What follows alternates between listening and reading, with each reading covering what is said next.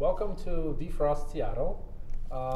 We are here to take on the Seattle freeze and help to warm relationships between people. Today we're going to discuss about 6 tips to break the ice in networking events.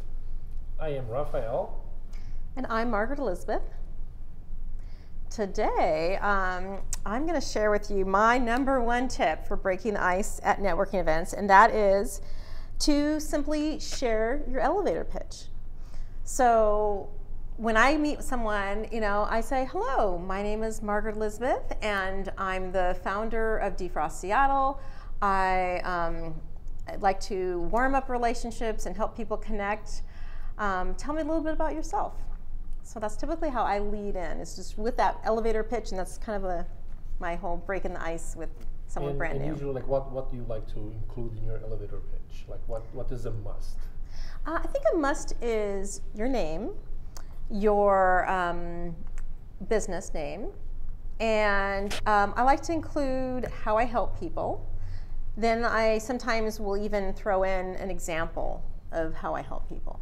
Okay, so maybe a 10-15 second elevator pitch. Yeah, just a really super quick one. It's really good to always have that in your back pocket when you're networking, just to make sure that you know exactly what you're going to say. You could rehearse it, practice it many times, so it sounds really natural and just rolls off your tongue. Yeah, that's awesome. So for me, so this is tip number 2. That's something that I do when I'm in an event, in a network event, or at a party or something that I'm not very well connected to the people that are there. I try to find a circle of people that are already interacting, that seem like they're discussing something, and I stand next to that circle and I see what they're talking, and if there is something that I can pitch in, then I do, or I wait for the group to invite me in, and that has been very successful. I have connected to many people this way, and sometimes the icebreaker is just to stand next to people that are talking, and they will embrace you. They will invite you in. That's really cool. That's a wonderful tip. Now, I have been at events where I've tried to get close to people because I want to meet someone, and they're in the middle of a conversation, and I wait, and sometimes I don't get that invite. So do you have any tips on what to do if you're not, if they're not picking up what you're laying down? Well, that could happen. Mm-hmm. And then I would maybe classify that as the typical Seattle freeze, when people give other people the cold shoulder. Right. I usually walk away. You look for another group. Find another circle. Another circle. Because sometimes people are close. Sometimes maybe that group that you saw interacting, maybe they're all together. They're a clique. They're people that are friends for 10 years, and they're not really open to bring anyone in. But in networking events, that's usually not the case, because that's already an environment that fosters new connections between people. Right. So if you're already in an environment that is good for networking, people will be more open and accepting, because that's an environment for people to connect. Right. And I definitely have had that same experience where you mentioned, where someone and usually people will welcome me right into the circle, so that's why this is such a great tip. However, sometimes I've stood there for an awkward amount of time, and I realize these people are trying to catch up, or they're really deep in conversation, and that is kind of the clue it's time to move on to another group. But there'll be somebody that'll let you in, because like you said, people are there to network, so that's exactly what they want to do. Exactly, yes. Yeah, it's a great tip. Okay, so this would be number 3. So what I do is I say, tell me a little bit about what you do. So that's kind of giving them the opening of, tell me about yourself, which people love to talk about themselves. So it really helps people, it helps them to be a good communicator, because then they can just go right into their elevator pitch, and they can tell you all about their business. And I find that this has been really helpful for me, is to really be very interested in the other person. Yeah, no, absolutely. And like people love to talk about themselves, and and that is actually a very good way to cause a good first impression, because rather than just running into the person and trying to talk everything that you want to them, if we listen first, if we ask about them first, you will be surprised how much people love to talk about what they do, what they're passionate about. And that is a great tip. It's a great strategy. Just ask them what they do. For me, my next tip, I need to... That's number 4. Number 4. Right? Or 5. No, I think we're on 5. Number 4.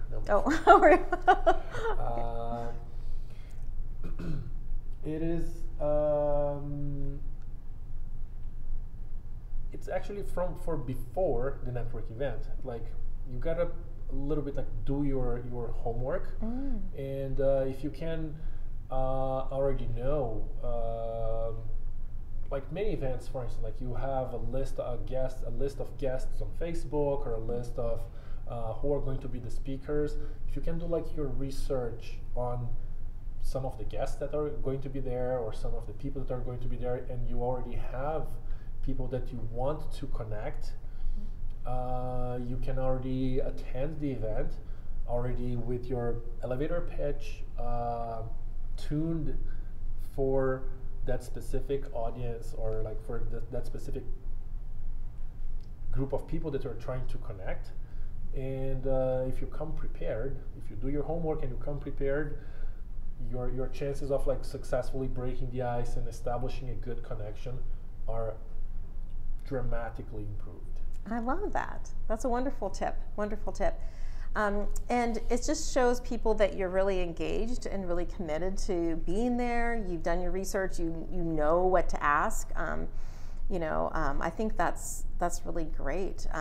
What kind of things can you think of that have been examples of things you've learned when you've done your research about an event? Sometimes I like to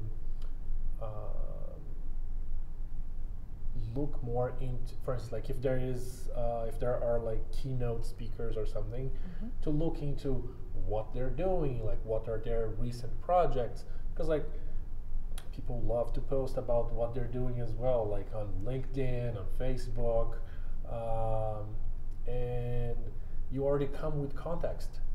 Let's say that like you go and you watch someone's speech, and afterwards, like that person will be around, they will be like open for questions, and usually those people, they are very high profile. So if you already come like with your homework done, with good questions, because chances are that they're going to speak about something that they do or something that they recently did, or they're going to repeat a speech. Right. That happens a lot. So like if you already come with questions, chances are that you're going to connect to the rock star of the event, and that's very valuable. Oh, definitely. Yeah. I think that's wonderful. Great tip. Yeah. Love it. So yeah, definitely try out these tips next time you go to the networking event, you guys. So this is number 5. Now I think we're on number 5. Is that right? He's better at math. He's an engineer. I'm just an artist, Okay, guys. So number 5 is you ask people how long have they been going to this event. When you ask people about that, usually they will share, they're really excited to share either that's their first time, or maybe they've been going for years and they're happy to share the information about what the group is like. People just love, like I said, again, it's just being really interested in them and asking them about themselves. That just really breaks up all the ice. It really gets them excited to communicate with you. And then after you ask some questions to them, typically they're ready to start asking questions to you. So it kind of is a nice opportunity to just really be invested in that other person at a networking event, because people like to network and work with people they know, like, and trust. And these are really the keys to networking, just being super engaged in the other person. Yeah, and another thing that could be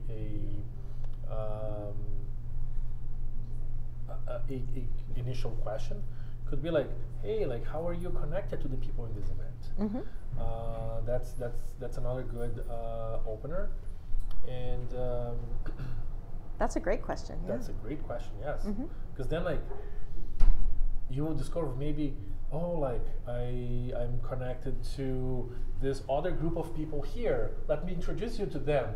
And then boom, like from one connection you go to 10 connections. Right. Yeah. And that is also like very good. It's like sometimes just asking to people like what are their connections can give you more connections. And that is very valuable.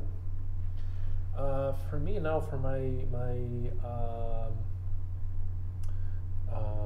number 6. My last one, number 6, is actually 2. It's like keep the conversation light, have fun. Sometimes like people try to go like straight into business, and the beginnings, like just like try to find like some common ground with people, because usually what I notice is like people don't really know what to talk about when it comes to strangers, right? And it's terrifying. But let's say that you are at an event and you had like a keynote speaker. Ask about what are their opinion on what the speaker just said, because now you are like one of the things you are trying to find common ground with whoever you are talking to, and it's a new person, so you already know that that person watched the same speech that you just did, so you know that they have this context.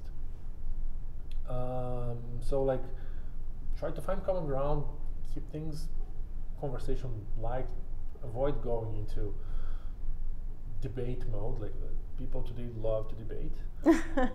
Right. People like controversy, but it's like be friendly, be warm, you know, be inviting, be someone that someone's going to want to get to know.